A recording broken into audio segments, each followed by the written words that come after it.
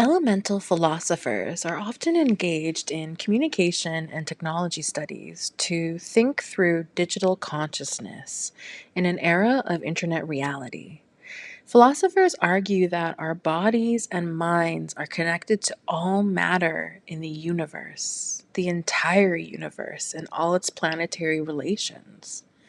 Could this extend to the internet and other digital matter that we access through somatic and intellectual engagement? Indigenous knowledge systems have long held the capacity to consider the digital world as a material realm that we as humans are related to.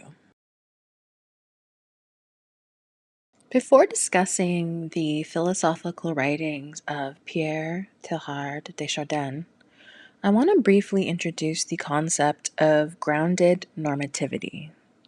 This will help us situate Indigenous North American relationships to the land as the foundation for Eurocentric elemental philosophy. Grounded normativity is a concept often discussed in Indigenous studies, particularly through the works of thinkers and scholars like Glenn Couthard, Leanne Simpson, and Jody Bird. It refers to the ethical frameworks and ways of being that emerge from the relationships Indigenous North American people have with their related lands, waters, and other elemental medias. These relationships inform spiritual, cultural, and epistemological practices rooted in Indigenous knowledge systems and responsibilities and relationships with the land that predate any state in North America.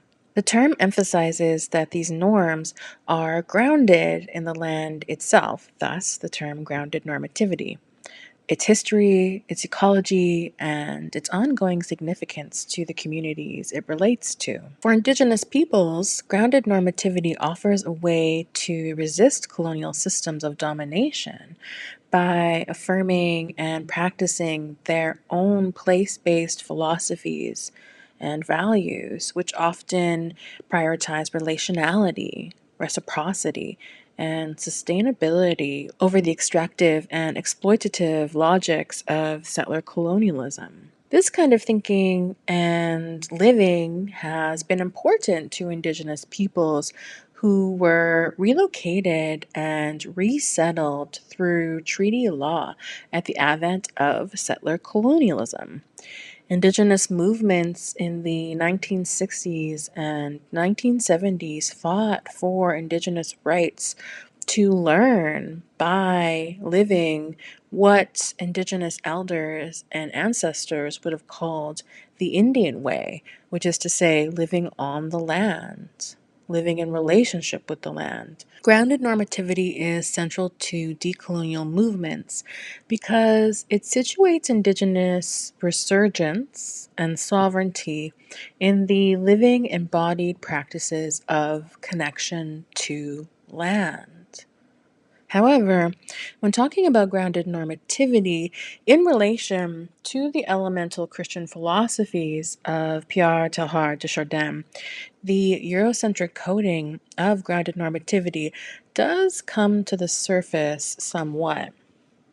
The pure land rhetoric of colonialism's marriage with Christian colonialism, namely the concept of terra nullius, that all unoccupied land was the right of man under the dominion of God to claim for his own nation. And this rhetoric returns again and again in grounded normativity and land-based spaces to create a continued division where Indigenous peoples are constructed as existing only in rural spaces or only in these pure embodiments on the land, rather than meeting the conceptual modernity of the present or the reality of the majority of Indigenous peoples living in urban centers. This becomes articulated when the land takes the place of God within Indigenous community. This is the direct result of Indigenous elders having been imprisoned in residential schools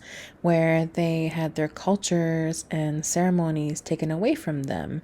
They were punished if they practiced their ceremonies, they were punished if they spoke English. The role of residential schools really was to rob Indigenous peoples of their cultures and their languages and replace those cultures and languages with Christianity. What happens to grounded normativity in the digital realm? We can't ignore that our consciousnesses are being uploaded online. Do we cease being indigenous when we relate to this new order of cosmos?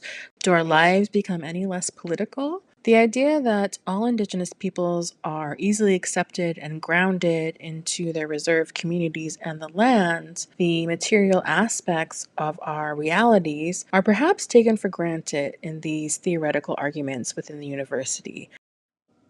Pierre Teilhard de Chardin was a French Jesuit priest, theologian, and paleontologist, best known for his work in integrating science and spirituality to create metaphysical philosophy. He pronounced that human evolution was a part of a larger spiritual process, culminating in a collective consciousness he referred to as the Omega Point, where humanity would achieve unity and transcendence. Of course, from an indigenous perspective, several critiques could be made of Teilhard de Chardin's work. His work is based on elemental philosophy. Elemental philosophy deals with matter, or the material world, such as land, air, water, the elements that make all life. And Teilhard de Chardin and his work approaches these conversations through a lens of Christianity, and Christian thought is Eurocentric. Teilhard de Chardin's framework of human evolution and the concept of the omega point assumes a universal trajectory of human development rooted in the progress of Western, Christian, and colonial perspectives. This framework often overlooks or dismisses Indigenous worldviews, which may not align with a linear notion of history or even evolution. Many Indigenous cultures have non hierarchical, cyclical understandings of time and knowledge, and all of this knowledge is colonized and erased within Chardin's evolutionary model.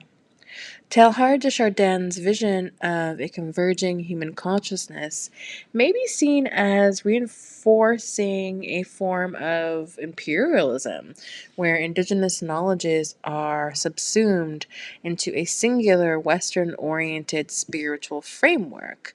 And this is problematic considering that Christianity was a colonizing logic worldwide. His approach tends to frame indigenous ways of life and thought as part of a broader westernized narrative, rather than distinct, self determined systems that are not subordinate to a universal evolutionary framework of Christianity.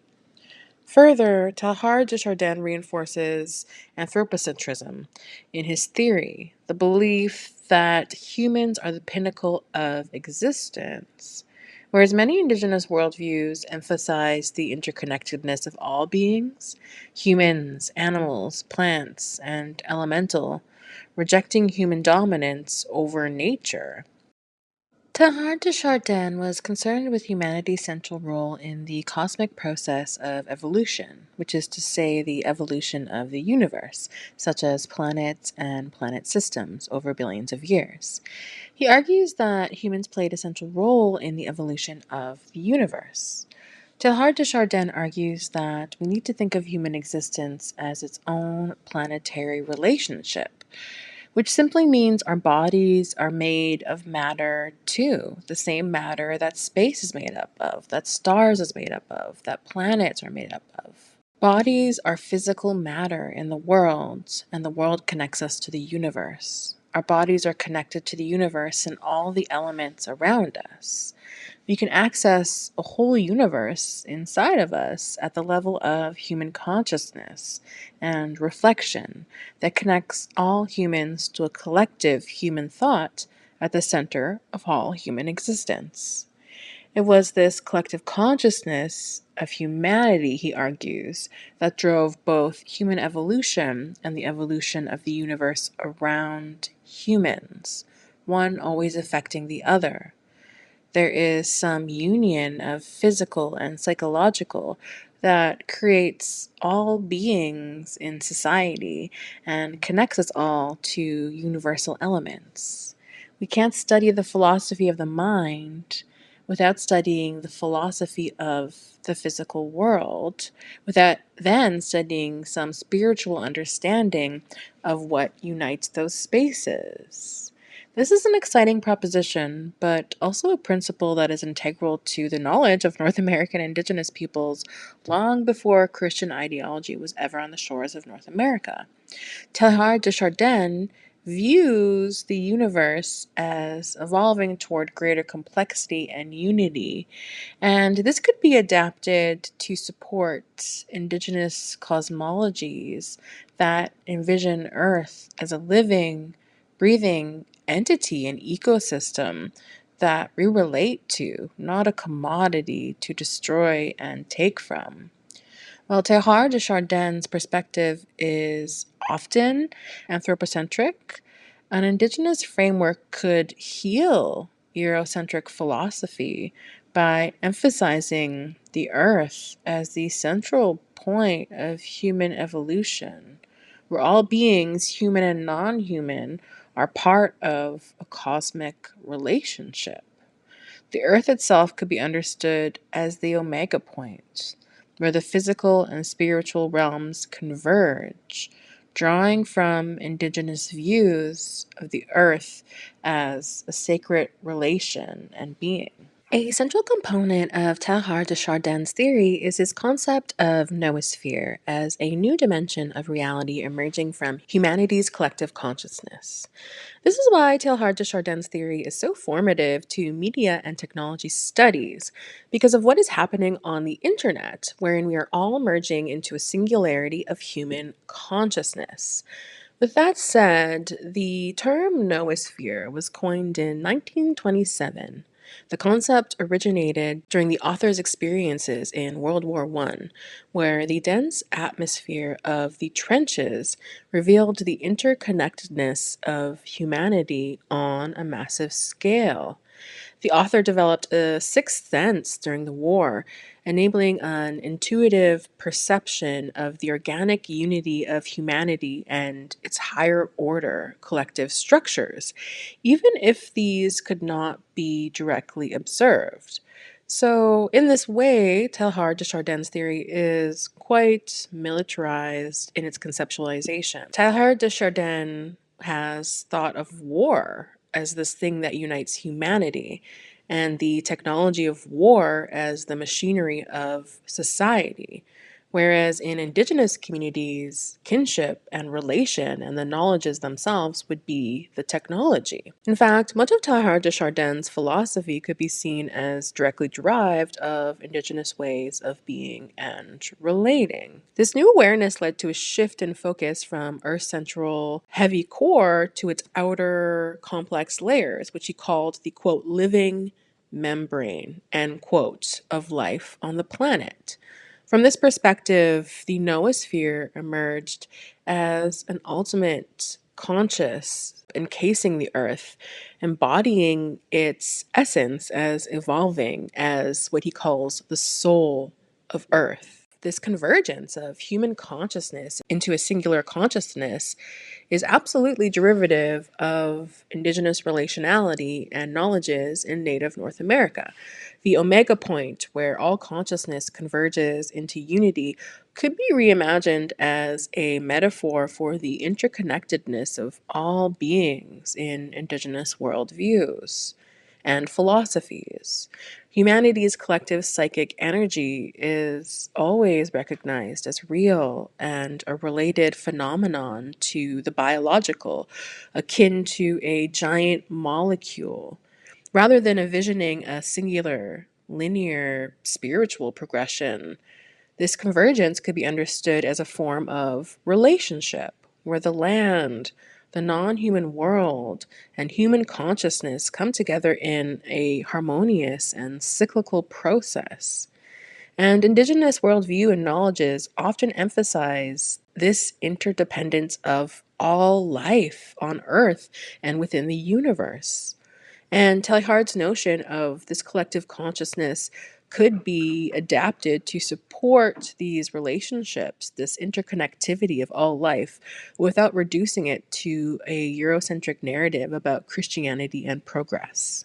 Indigenous scholars like Luke Hornham have argued that the idea of progress in technology is a destructive one, and that we need to stop thinking of technologies that rely on the destruction of the earth and our possible extinction as advanced.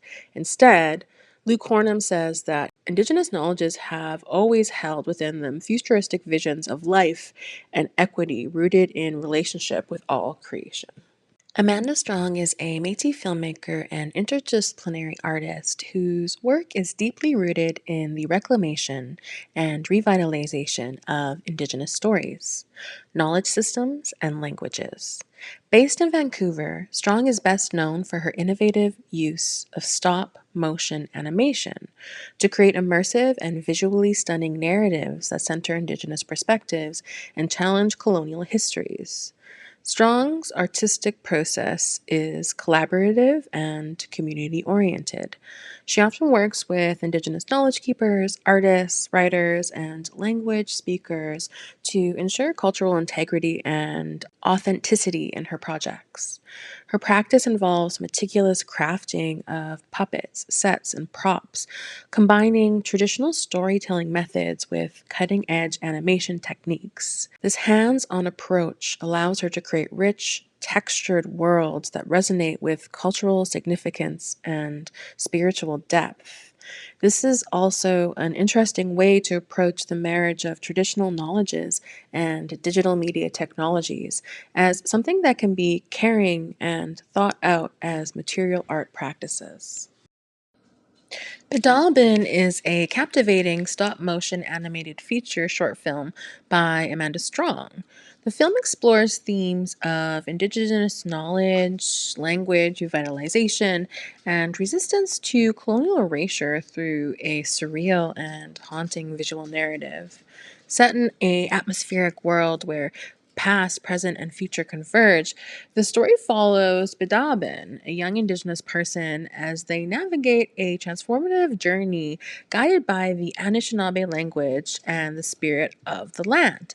Accompanied by traditional helpers, including the trickster figure Sabe, Biidaaban uncovers the act of maple sugaring, a practice rooted in cultural memory and ancestral resilience. Through intricate puppet work and richly textured environments, Strong weaves a narrative of decolonization, inviting viewers to reflect on their connection to the land and the importance of preserving Indigenous languages and traditions. And the film stands as both a celebration of cultural resurgence and a powerful reminder of the enduring strength of Indigenous relationships to the land through Indigenous knowledge systems. Strong's work can help us understand how Indigenous cosmologies are overlooked and undervalued in favor of colonizing philosophies like that of Teilhard de Chardin. Teilhard de Chardin discussed this profound realization he has of the interconnected evolution of matter, life, and spirit, culminating in the concept of the Noosphere, humanity's collective consciousness. The Noosphere represents a universal system that unifies humanity, revealing the unity of life at a global scale. The spirit in Strong's film represents Indigenous knowledge, passed down for centuries through Indigenous communities, and is that unifying force that Teilhard de Chardin describes. The spirit represents the capacity for reflection in all animate life that Teilhard de Chardin describes, the capacity for self-awareness and thought in all matter and animate life. Teilhard de Chardin argues that the cosmos is driven by an inherent tendency for matter to arrange itself in increasingly complex and organized forms. This process culminates in life and ultimately reflective consciousness, leading to a critical evolutionary process. We can see this interplay between the co-evolution of humans alongside plant life, like trees in Strong's film. The indigenous person in Strong's film undergoes tree tapping ceremonies, a cultural ceremony for Anishinaabe peoples who have built centuries long relationships with maple trees. They tap the trees for their sap, but do it in such a way that it doesn't harm the trees and they can come back each year. Like how Teilhard de Chardin redefines spirit as the higher state of matter, the presence of the spirit in Strong's film, alongside the main character and other spirits like the caribou and the wolf, emphasizes that matter is not static but evolves towards complexity, sentience, and consciousness and interconnectedness. Indigenous knowledges, like those represented by Strong, can intervene on the colonial and Christian dogma at the core of Teilhard de Chardin's theory. Teilhard de Chardin thinks of humanity as the ultimate potential to reach the ultra-human stage where all individual egos are transcended to a collective state. What if we discentered the human and man at the core of Christianity and supplanted indigenous knowledges, like those knowledges that would also share consciousness with other entities, such as plants and animals? Because if we are matter, everything on Earth is matter that connects to the cosmos too. Except Strong's film sees us from the indigenous philosophy. It recognizes that the land itself is both a living, evolving entity and a source of knowledge. Many indigenous cultures understand the land as a repository of ancestral wisdom, where the spirit of land and ancestors reside to teach us lessons about creation and ourselves and communities. Instead of separating the spiritual and physical, indigenous traditions would understand them as inseparable. Matter is imbued with spirit, and the land is alive with sacred energies and technologies. Teilhard de Chardin's idea about the evolution of consciousness could be used to highlight the importance of ancestral knowledge in indigenous traditions, not vice versa. Indigenous spiritual practices often involve a deep connection to your ancestors, to the land, passed down through generations and tied to relationships to the land. Teilhard de Chardin's evolutionary framework could be adapted to see the resurgence of indigenous knowledge systems as part of an evolving spiritual consciousness that is constantly adapting and reconnecting with the land and past and current generations and even future generations. In this way, Teilhard de Chardin's idea of progress could be seen not as a linear trajectory, but as a process of remembering and revitalizing knowledge in relation to the earth and community and ancestors. Teilhard de Chardin's emphasis on a future-focused vision of human evolution could be critiqued for its linearity, but this concept could also be creatively engaged with through indigenous nonlinear understandings of time. Many indigenous cultures hold cyclical views of time, where past, present, and future are interconnected in a constant loop and even collapse. While indigenous philosophies hold limitless potential to look at digital space as material space or even a relation to indigenous peoples like the universe itself, how do we address the more traditional material concerns of the internet? Materialism, through a Marxist lens, would be concerned with the corporate control now executed through different controls on the internet, being described as a political oligarchy in America. How can we deny living in a hyperreality that is controlled by settler colonial and Eurocentric interests when the machinery of technology and internet were woven into Donald Trump's presidency? Despite evoking the January 6, 2021 attack on the White House and being a convicted rapist and running on a campaign of bigotry, Donald Trump was again elected president. Internet sociologists have followed the rise of the conservative men's movement that largely supported Trump's presidency within masculinist media communities, namely men's focused podcasts such as the Joe Rogan Experience. We can laugh at these horrifying medias, but they have been mobilizing and unifying technology for masculinist conservatism in North America. Misogyny and racism are deeply ingrained in this overtly regressive social and political movement unfolding before our eyes. Tech giants stood alongside Donald Trump at his inauguration, alongside businessmen like Jeffrey Bezos, creating a commercial oligarch. Elon Musk gave a Nazi salute, a horrible act of hate. Should we be surprised, given that the technology these peoples built were developed through misogyny? Facebook started as an app in Zuckerberg's dorm to rate women and sexualize them against their consent. The internet is not a space of freedom. Indigenous peoples could see digital media and internet as matter and relation, but should they? Trump's Justice Department has already discussed the option of revoking Indigenous North American people's birthright, meaning they would no longer be citizens of America if they were citizens of Indigenous nations. The Justice Department cited Civil Rights Act of 1866, which predated the 14th Amendment, to justify their position. This could have profound effects on all Indigenous North American peoples under Jay Treaty. The internet and its radical echo chambers have provided a political platform that could be a serious enemy to Indigenous sovereignties.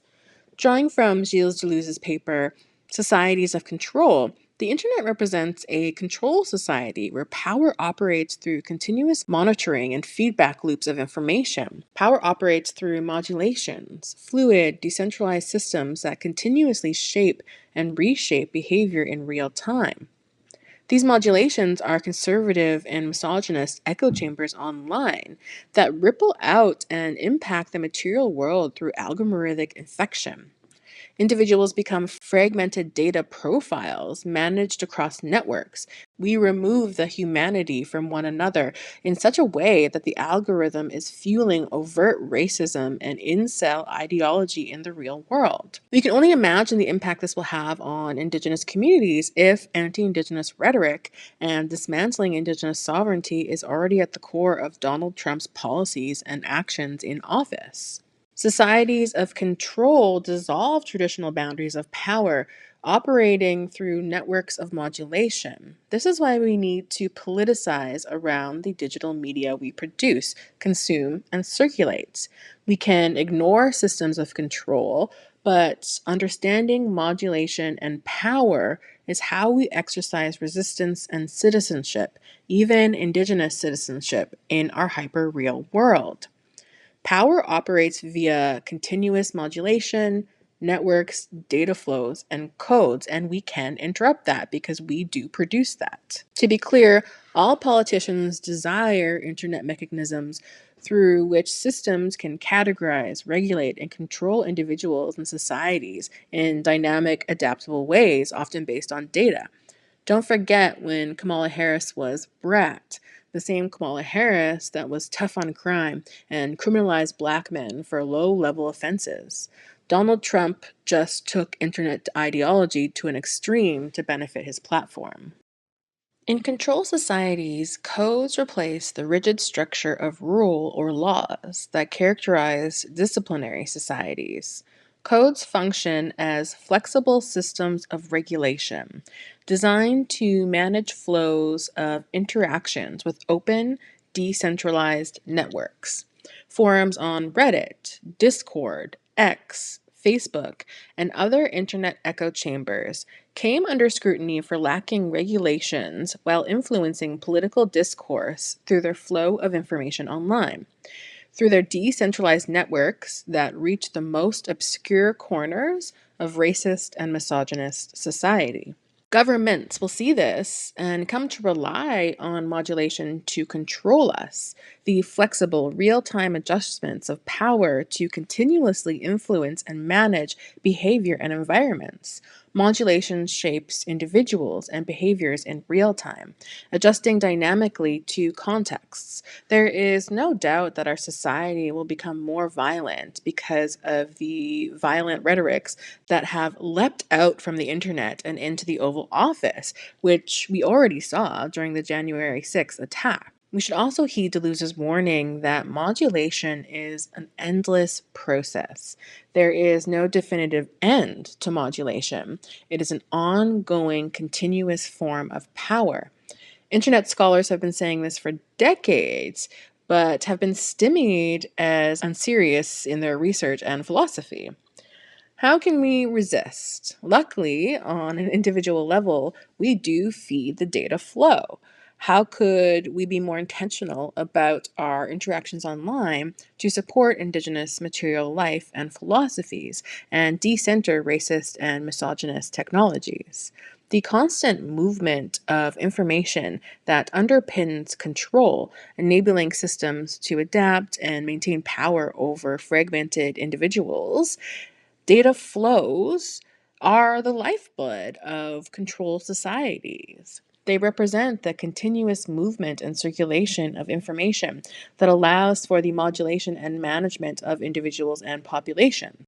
At this point, specific tech might not even matter anymore. We might be this far into digital apocalypse. Data flows are global and decentralized, moving seamlessly across platforms into institutions and networks.